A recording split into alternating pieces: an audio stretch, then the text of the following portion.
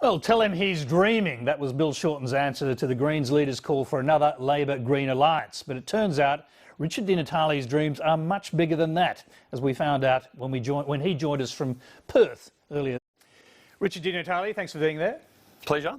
Now, if Green candidates manage to knock off senior Labor figures on the left like Anthony Albanese and Tanya Plibersek, would you regard that as a victory for democracy? Oh, well, Tony, we're not just targeting Labor seats, we're targeting seats right around the country, Labor seats, Liberal seats, National seats. In fact, we've taken seats off the National Party and the Liberal Party in recent state elections. And what we're doing, Tony, is giving people the opportunity in all of those electorates to vote for people who don't want to lock up young kids in those offshore hellholes. We're giving the opportunity to vote for strong action on dangerous global warming, on the real new economy, which is the clean energy economy. We're giving them the opportunity to vote on all of those things, something that's been denied to them by both the old parties. OK, so what you're saying is when it comes to Anthony Albanese, Tanya Plibersek and others, there's no room for sentimentality. You'll play it as tough in those seats as everywhere else. Is that what you're saying? Well, what we're saying, unlike Anthony Albanese, is we think that voters in Greenlaw, in all of those electorates, deserve to have the choice. I mean, it's starting to sound a bit like this sense of entitlement that we hear so much about, that we shouldn't be offering the people of Greenlaw, in fact the people of Batman and Wills, Melbourne Ports, Higgins, Richmond, the opportunity to vote for things that they care about.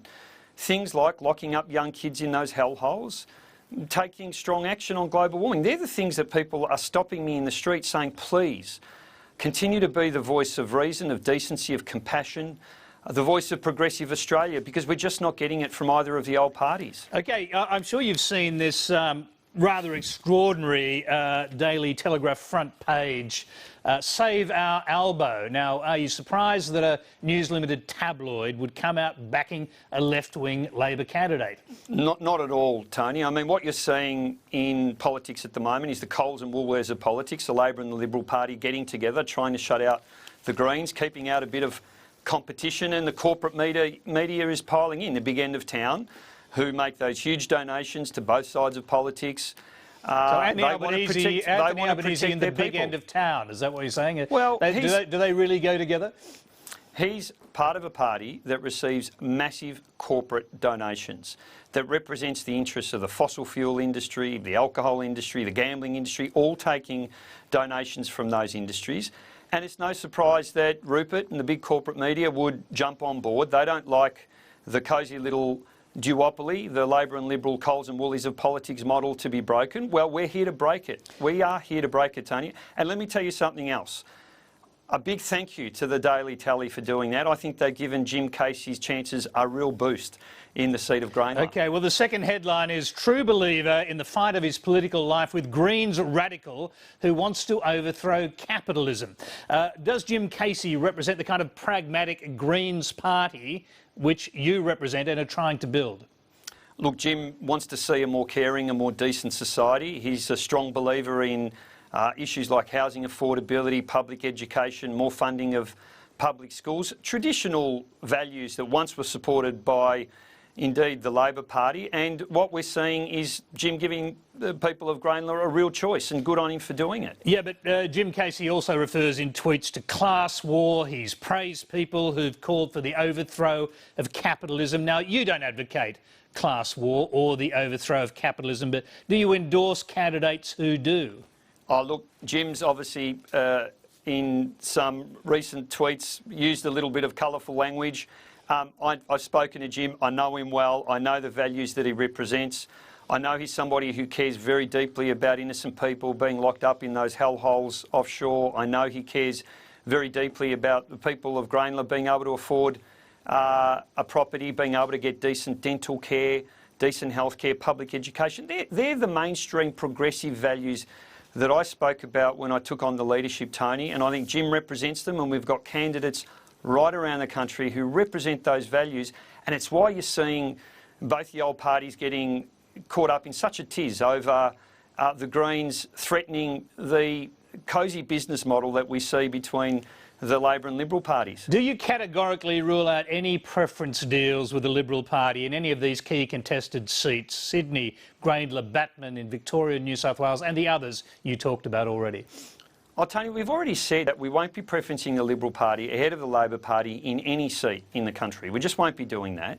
We'll do what we've always done, and that is our local branches will make those decisions as they've done over a number of elections. You won't see any change in that. You'll see them overwhelmingly recommend preferences to the Labor Party. In some seats, they'll decide they like neither of the candidates and they won't recommend preferences to anybody. So what does that mean for a seat like Grayndler, for seats like Sydney, the ones we're talking about with high-profile Labor candidates? Are you going to preference Labor in those seats, or are you going to do the pragmatic political thing and try and defeat them with whatever means you have, including not running any preferences at all in those seats? In seats like Labor and Sydney, in Grayndler and Sydney, we'll be preferencing the Labor Party ahead of the Liberal Party. I'm very confident of that. In Victoria, the Liberal Party power broker Michael Kroger says that under your leadership, the Greens are not the nutters they used to be. He seems to be saying that you're a man he could do political deals with, and he's talking about forming a loose arrangement with the Greens in Victoria, for example, and possibly in these other seats. But what about in Victoria, seat of Batman, for example? So Michael Kroger will do what he believes is in the interests of the Liberal Party, as he's always done. I mean, they preferenced the Greens ahead of the... they preferenced Labor ahead of the Greens for a number of elections. They did that because they felt it was in their political interest to do so. We're going into an election. The election could end up in a hung parliament, as we've heard from Adam Batt and yourself. The possibility of a Greens-Labor alliance may emerge if there is a hung parliament. It's not really wise under those circumstances to antagonise your Labor, I guess your opponents in the Labor Party, is it, if you're thinking of forming a deal with them later? Well, if by antagonising you mean actually standing candidates in seats and giving them the choice to vote for those things that we know that people care about... And no, it's specifically about preferencing against them, and we never heard, for example, what you're planning to do in Batman, which has another senior Labor figure. You plan to run an open ticket there, or are you going to preference to Labor there? Again, in seats like Batman, in Wills, it's a decision for the local branch, but let me tell you again, I am extremely confident that we will be preferencing the Labor Party ahead of the Liberal Party. We'll come back to the hung parliament thing briefly. Are you still confident that the Labor Party might be up for a deal, a Labor-Greens alliance of the kind that happened under the Gillard government if there is a hung parliament? Tony, I think it is ultimately a question for them. We've already said that we're prepared to work constructively, responsibly with them in the event that there is an opportunity for a power-sharing government. We've already said that. And let's remember that the last power-sharing government delivered the most effective climate laws anywhere in the world, model legislation described by the International Renewable Energy Agency. It delivered Medicare-funded dental care, something I'm very proud of. We've got kids right around the country who can now go to a dentist, have $1,000 worth of Medicare-funded dental care each year as a result of the arrangement we had to support Labor, and we made that a condition of that agreement. That was the Greens delivering on climate laws, on Medicare-funded dental care, and I think that we can get really significant change if we find ourselves in that with that opportunity again. It's disappointing that the Labor Party want to walk away from those things.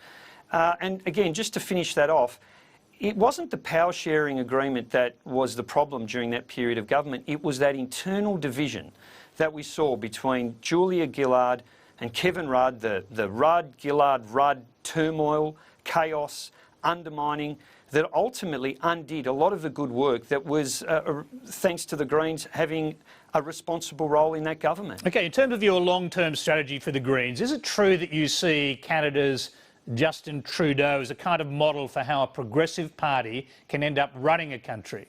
No question at all about that.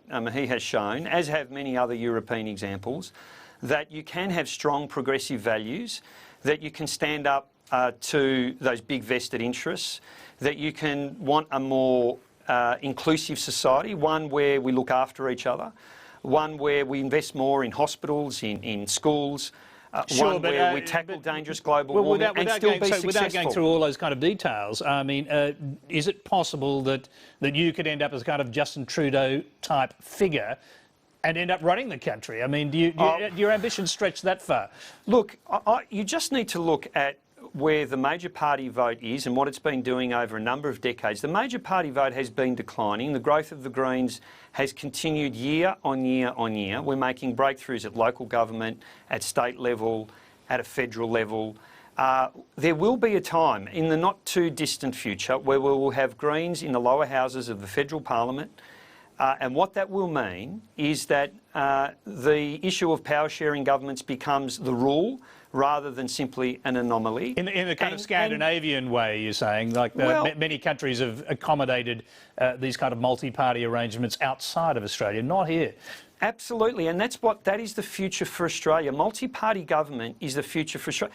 People are so fed up with business as usual politics from the old parties. They're sick of the fact that they're beholden to these big vested interests. They're sick of the fact that they get huge political donations to do the bidding of the big end of town, that on so many issues they stand together, united, against the community and in support of big business. They want something to be done about the growing income inequality, the gap between the rich and ordinary people in this country.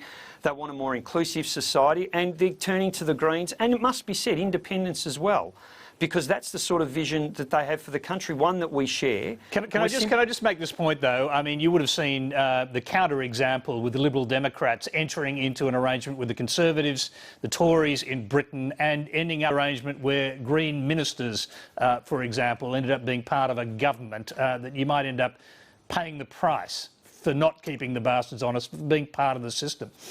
Well, we're not there to keep the bastards honest, we're there to get rid of them, Tony. And if the pathway to do that is through a power-sharing government, then so be it. Of course there will be challenges, no question about it. And each issue, each election, it's a case-by-case basis.